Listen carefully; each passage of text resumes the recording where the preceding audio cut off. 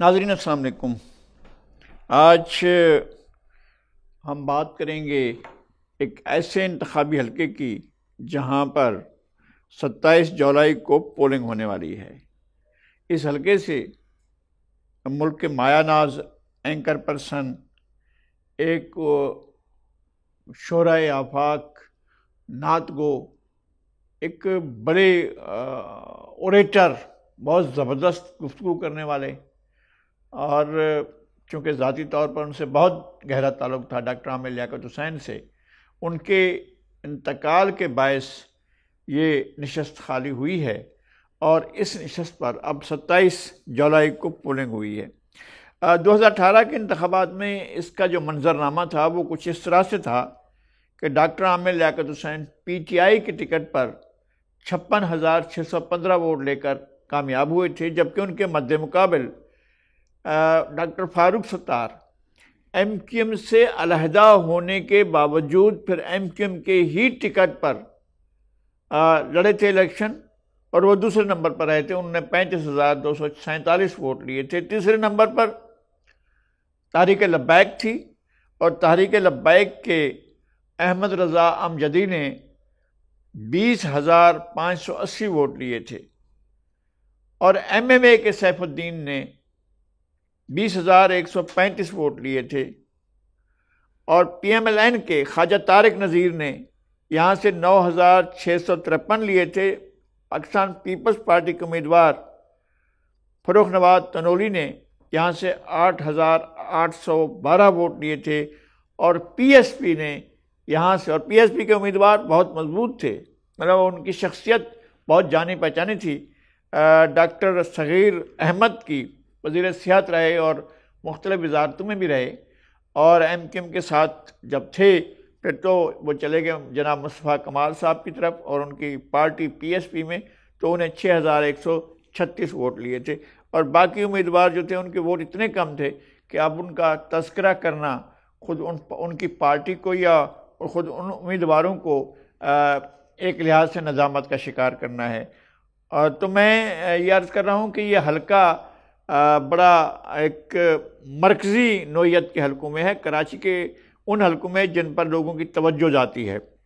اور اس حلقے کے اندر جو علاقے ہیں اس میں عیسیٰ نگری ہے، پی آئی بی کالونی ہے، لسبیلا چوک ہے، گارڈن ایسٹ ہے، پارسی کالونی ہے، لینڈز ایریا کا کچھ علاقہ ہے، بلتستان سوسائٹی ہے، سندھی مسلم ہاؤسنگ سوسائٹی ہے، پی ای سی ایچ سوسائٹی ہے، اور اس کے بلاک 2 اور بلاک 6 ہیں۔ سینٹرل جیل کا علاقہ ہے، جمشید کوارٹر کا علاقہ ہے، خداداد کالونی ہے، عامل کالونی ہے، شکارپور کالونی ہے، بنوری ٹاؤن ہے۔ یہ حلقے ہیں، یہ علاقے ہیں جو اس حلقے میں شامل ہیں، اور یہ حلقہ بڑی اہمیت کا حامل ہے۔ اس حلقے سے جو اب انتخابی معرکہ ہو رہا ہے اس میں اب دیکھنا یہ ہے کہ کیا پارٹی پوزیشن ہوتی ہے۔ ایم کیو ایم ایک زمانے میں یہاں سے یا پورے کراچی شہر سے جب الیکشن میں حصہ لیتی تھی تو ان کے ووٹ بالعموم 60، 70، 80 ہزار سے زیادہ ووٹ ہوا کرتے تھے، 1 لاکھ سے بھی زیادہ ووٹ ہوا کرتے، 1.25 لاکھ سے بھی زیادہ ووٹ ہوا کرتے تھے، اور پھر ظاہر ہے ایک وقت آیا ہے کہ وہ اکثریتی ووٹ بھی نہیں حاصل کر سکے، اور کراچی شہر میں ان کی وہ جو ہمیشہ ڈومینیشن رہتی تھی وہ نہیں رہی، اور ایم کیو ایم کی سیٹیں پی ٹی آئی سے بھی کم تھیں، اور پی ٹی آئی نے 2018 کے انتخابات میں یہاں سے 14 سیٹیں لی تھیں، اور اس سیٹ پر ڈاکٹر عامر لیاقت حسین کامیاب ہوئے تھے۔ ڈاکٹر عامر لیاقت حسین کے ساتھ ایک ایشو اور بھی ہوا تھا کہ ان کی ٹکٹ کا اعلان کافی دیر کے بعد ہوا تھا، لیکن انہوں نے بہت ہی کمپین جو چلائی تھی، ایسی کمپین کراچی میں اور کسی نے نہیں چلائی تھی۔ ایک تو وہ بہت ہی متحرک قسم کے کمپین کرنے والے تھے، اور کمپین ان کی انداز ان کا بہت جارحانہ ہوتا تھا، بہت چونکہ وہ بڑے بولنے والے تھے اور تقریر کرنے کا ان کو ہنر آتا تھا اور ان کو فن آتا تھا، تو وہ بہت بولنے میں تو بہت مہارت سے کام لیتے تھے، اور ان کو وہ ایشوز جو تھے وہ ان کو اٹھانا اور ان کو پیش کرنے کا بھی ایک ڈھنگ آتا تھا، اور بڑی مہارت سے لیتے تھے، اور پھر ایک فضا بھی بن چکی تھی، اور ایک فضا بنائی بھی جا چکی تھی۔ ایسا نہیں ہے کہ فضا از خود بن جاتی ہے، بہت سی پارٹیاں جن کے لیے کبھی فضا نہیں بنتی ہے، اور بہت سی پارٹیاں ہیں جن کے لیے فضا بنتی بھی ہے اور بنائی بھی جاتی ہے، تو ان کے لیے ایک فضا بنائی بھی جا چکی ہے۔ ڈاکٹر عامر لیاقت حسین کا معاملہ ان کی حد تک، ان کی ذات کی حد تک جو ہے وہ بہت اہمیت کا حامل تھا، اور انہوں نے ایک بڑے مارجن کے ساتھ کامیابی حاصل کی تھی۔ ڈاکٹر فاروق ستار جیسے امیدوار کے سامنے 20,000 ان سے زیادہ ووٹ لینا، لگ بھگ 20,000 ووٹ زیادہ لے جانا کوئی معمولی بات نہیں تھی۔ اس بار جو ہے وہ پی ٹی آئی نے پھر یہاں پر انٹری دی ہے اور کہا ہے کہ وہ لڑ رہے ہیں، اگرچہ ان کے باقی جو 13 ارکان ہیں یہاں سے کامیاب ہونے والے، وہ اسمبلی میں نہیں بیٹھ رہے ہیں، وہ اسمبلی سے عملاً ریزائن کر چکے ہیں، عملاً وہ یہاں اب وہ اپنے آپ کو اس اسمبلی کا حصہ نہیں سمجھتے ہیں، اور ان کا اصرار یہ ہے کہ وہ اسمبلی میں واپس نہیں جائیں گے، اور وہ اس بات کا بھی اصرار کر رہے ہیں کہ ان کے استعفے منظور کیے جائیں، لیکن اسپیکر نے بلایا ہوا ہے کہ بھی آئیں اور 1 بائی 1 اپنا استعفے جو ہے اس کی تصدیق کرتے جائیں، اور اپنے آپ کو اگر سیٹ خالی کرنی ہے تو سیٹ خالی کر دیں تاکہ پھر وہ الیکشن کمیشن کی طرف جائے۔ لیکن پارٹی نے منع کر دیا ہے، عمران خان صاحب نے بھی منع کر دیا ہے کہ اسپیکر کے پاس اپنے استعفے کی ویریفیکیشن کے لیے کوئی نہیں جائے گا۔ تو شاید ان کا ایک خیال یہ بھی ہے، اور عمومی طور پر بھی یہ خیال کیا جاتا ہے کہ اس پورے عمل کے دوران بہت سے ارکان استعفے دینے کے فیصلے سے رجوع کر لیں گے اور کہیں کہ جناب ہم استعفیٰ دینے پر آمادہ نہیں ہیں۔ ہو سکتا ہے کہ اس طرح کا بھی کوئی فیصلہ ہو جس کی وجہ سے پی ٹی آئی نے اپنی پارٹی کے ارکان کو روک رکھا ہے۔ اب یہاں سے پی ٹی آئی لا رہی ہے محمود مولوی صاحب کو۔ محمود مولوی صاحب کوئی زیادہ جانے پہچانے نہیں ہیں، اور سیاسی حلقوں میں تو ان کا کہیں بھی ان کا شمار نہیں ہوتا ہے۔ وہ اپنی پارٹی کے سینئر لوگوں میں ہیں، اور پارٹی میں بھی شاید ان کا ایک خاص ان کا پوسچر ہے موجود، لیکن وہ ان لوگوں میں نہیں ہیں جو موجودہ 13 ارکان ہیں، ان سے زیادہ اہمیت کے حامل نہیں ہیں، نہ ہی ان 23-24 ارکان اسمبلی سے، صوبائی اسمبلی کے ارکان جو اب بھی ارکان اسمبلی ہیں اور سندھ اسمبلی میں اب بھی بیٹھ رہے ہیں اور وہاں پر اپنی بحث کا حصہ بھی لے رہے ہیں اور احتجاج بھی ریکارڈ کر رہے ہیں، سارا کچھ کرتے ہیں، تو ان ارکان کے ساتھ کا جتنا پوسچر بھی نہیں ہے، بہرحال ان سے پیچھے ہی ہیں۔ اور دیکھتے یہ ہیں کہ محمود مولوی کیا ڈاکٹر عامر لیاقت حسین کا سبسٹیٹیوٹ ہو سکتے ہیں۔ اس لیے دلچسپ بات یہ ہے کہ ڈاکٹر فاروق ستار پھر یہاں پر موجود ہیں۔ ڈاکٹر فاروق ستار پر ایم کیو ایم پھر یہ زور دے رہی ہے کہ وہ پتنگ کے نشان پر الیکشن لڑیں اور پارٹی کے ایم کیو ایم کے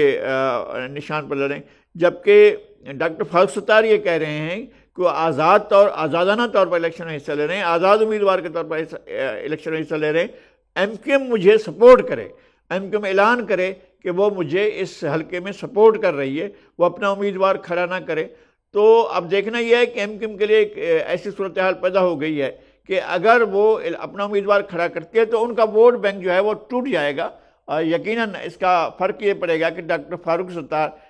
کے لیے کچھ مشکلات پیدا ہو سکتی ہیں، لیکن اس وقت جو سب سے زیادہ توجہ اس حلقے میں حاصل کر رہے ہیں وہ ڈاکٹر فاروق ستار ہی ہیں، اور لگتا یہ ہے کہ ایک حد تک ان کا مقابلہ یک طرفہ ہو سکتا ہے، اور وہ اس حلقے سے آگے کسی بھی حیثیت میں، چاہے وہ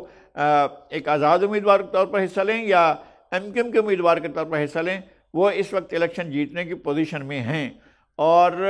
یہ بھی کوئی ایسا تاثر نہیں ملتا ہے، کہیں سے بھی یہ نہیں لگتا ہے کہ ان کے بارے میں کوئی مختلف جو معتبر حلقے ہیں یا جو طاقتور حلقے ہیں، جو طاقت کے مراکز ہیں، ان میں وہ کوئی ان کی اجنبیت ہو گئی ہو یا وہ ان کی شناسائی نہ رہی ہو، تو وہاں پر بھی ایسی صورتحال نہیں ہے۔ تو لگتا یہ ہے کہ ان کے راستے میں کہیں سے بھی رکاوٹیں نہیں آئیں گی۔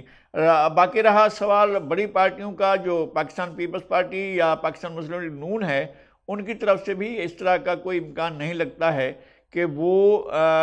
آپس میں مل کر الیکشن لڑیں یا اپنے امیدوار جو انہوں نے اس میں نامزد کیے ہیں، کیا وہ بھی اس الیکشن میں اپنی کوئی کارکردگی دکھا پائیں گے، نہیں دکھا پائیں گے۔ اور یہ جو کچھ کارکردگی ہو رہی ہے شہر کی سطح پر، یا